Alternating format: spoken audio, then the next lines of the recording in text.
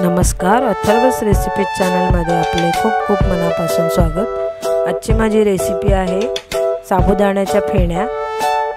साबुदाण्याच्या फेण्या पण ह्या वेगळ्या प्रकारच्या, म्हणजे अख्खा साबुदाणा न घेता त्या मी भरडून घेतलेला आहे साबुदाणा आणि ह्या वाळवायला वेळही लागत नाही, करायलाही सोपे आहेत आणि उपवासासाठी या एकदम छान आहेत। तर मी या अशा पद्धतीच्या साबुदाणा फेण्या करण्यासाठी मी साधा साबुदाणा घेतलेला आहे आणि हा मी भरडून घेणार आहे, म्हणजे पावडर करणार नाही तर फक्त भरड करून घेणार आहे। आणि म्हणजे मला ह्या ऊन नसल्यामुळे सावलीतच वाळवायच्या आहेत, तर म्हणून मी अशा पद्धतीने घेते, म्हणजे जरी जिथे ऊन नसेल तिथे तुम्ही हा सहज करू शकता फेण्या। तर ह्या हे मी भरड करून घेतली आहे साबुदाण्याची आणि आता मी ही करणार म्हणजे साबुदाण्याची या भरडीची पेज किंवा फेण्यांचे जे बॅटर आहे ते बनवणार आहे। तर हे मी पाणी वगैरे मोजून घेतलेलं नाही, कारण ह्याला भरपूर पाणी लागतं, तर थोडं थोडं करून मी पाणी घालून घेणार आहे। आता सुरुवातीला मी थोडंसं पाणी घेऊन ह्याच्यात मीठ घालते, फक्त मीठ घातलेलं आहे, दुसरं काही नाही। तुम्हाला जर हवं असेल तर तुम्ही जिरेसुद्धा घालू शकता। तर इथे मी फक्त मीठ घालून घेतलेलं आहे आणि ही जी भरड बनवली आहे ती मी मिक्स करून घेणार आहे।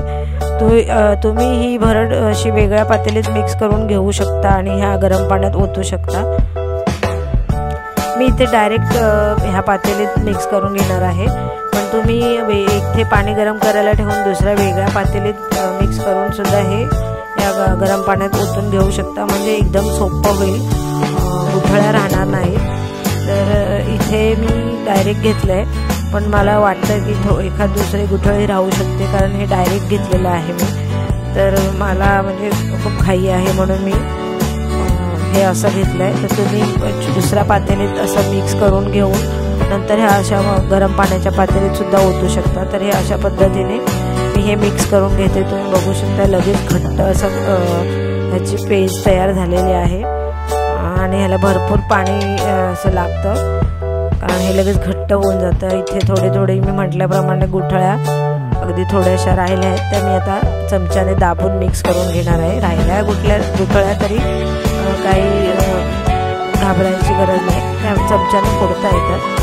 ते आम्ही अशा पद्धतीने फोडून घेतो आणि लगेच अगदी पटकन पेस्ट तयार होते ती।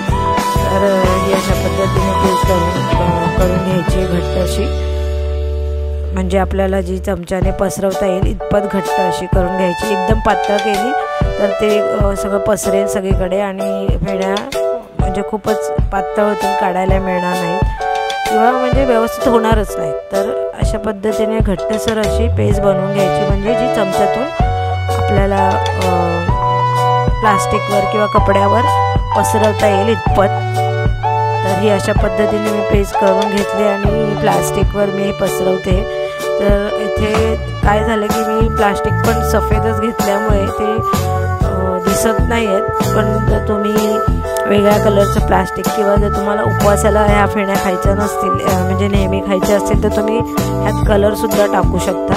पण मी उपवासासाठी खायच्या आहेत म्हणून त्याच्यात कलर नाही टाकला किंवा जिरं वगैरे म्हणजे काहीच टाकलं नाही, फक्त मीठ टाकलं आहे। ह्या अशा पद्धतीने मी फेण्या सगळ्या पसरवून घेतल्या आहेत, तुम्ही बघू शकता। त्या सफेद असल्यामुळे दिसत पण नाही आहेत त्या प्लास्टिकवर। तर ह्या अशा पद्धतीने पसरवून घ्यायच्या आणि काळजी एक घ्यायची की जर तुम्ही उन्हात वाळत घालत असाल तर कचरा वगैरे उडणार नाही ह्याची काळजी घ्यायची। तर मी तर हे घरातच वाळवणार आहे फॅन खाली, त्यामुळे कचरा उडण्याची मला भीती नाही। पण मी तुम्हाला हे सांगते की जर तुम्ही उन्हात ह्या वाळवणार असाल तर कचरा उडणार नाही अशा ठिकाणी तुम्ही ह्या वाळवायला ठेवा, तर लगेच ह्याच्यात कचरा बसतो। तर ह्या बघा, तुम्ही बघू शकता वाळल्यानंतर एकदम पातळ अशा झाल्या आहेत आणि ह्या मी पूर्णपणे फॅन खाली वाळवलेल्या आहेत, अजिबात मी उन्हात ठेवलेल्या नाहीत। तर बघू शकता एकदम पातळ अशा झालेल्या आहेत आणि आता मी त्या तळून दाखवणार आहे। तर इथे मी आता तळायला घेतलं आहे आणि ह्याचं म्हणजे काय वैशिष्ट्य तरी अख्ख्या साबुदाण्याच्या जेव्हा आपण फेण्या करतो तर त्या तळताना उडतात कधी कधी, पण ह्याचं तसं काहीच नाही आहे. आणि बघू शकता एकदम पातळ पारदर्शक झालेले आहेत. अगदी हात पण आरपार दिसतोय तो फेणीतून, इतक्या पातळ अशा झालेल्या आहेत. तुम्ही हा छान कलर घालून सुद्धा करू शकता. हे अशा पद्धतीने मी केलेले आहेत. खूप पातळ होतात आणि तळायला पण अगदी पटकन तळून होतात. अजिबात उडत वगैरे नाही अंगावर साबुदाणे, कारण अख्ख्या साबुदाण्याच्या केल्या तर त्या उडतात कधी कधी साबुदाणे. तर मी तशा या पद्धतीच्याही तुम्हाला दाखवणार आहे अख्ख्या साबुदाण्याच्या फेण्या. आता मी ह्या अशा केलेल्या आहेत. तर बघू शकता तुम्ही, किती झटपट होतात. एकदम छान अशा पांढऱ्या शुभ्र अशा दिसत आहेत. उपवासाला ह्या खूप छान असतात.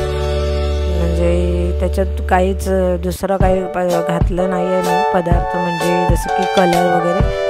तुम्हाला जर आवडत असेल तर तुम्ही बारीक मिरची चिरून सुद्धा घालू शकता किंवा मिरचीचा ठेचा घालू शकता, तिखट आवडत असतील तर. आणि मी एकदम प्लेन अशा केल्या आहेत, फक्त मीठ आणि साबुदाणा. तर ह्या अशा पद्धतीच्या ह्या फेण्या खूप चविष्ट होतात. थोडंसं मीठ जरा जास्त घालायचं म्हणजे छान चवदार लागतात. बघू शकता एकदम कुरकुरीत अशा झालेल्या आहेत. तर ह्या उपवासासाठी तुम्ही किंवा इतर वेळेसही खाण्यासाठी बनवू शकता. तर नक्की करून बघा आणि माझ्या व्हिडिओला लाईक आणि शेअर करून अथर्वस रेसिपी चॅनेलला जरूर सबस्क्राईब करा. धन्यवाद.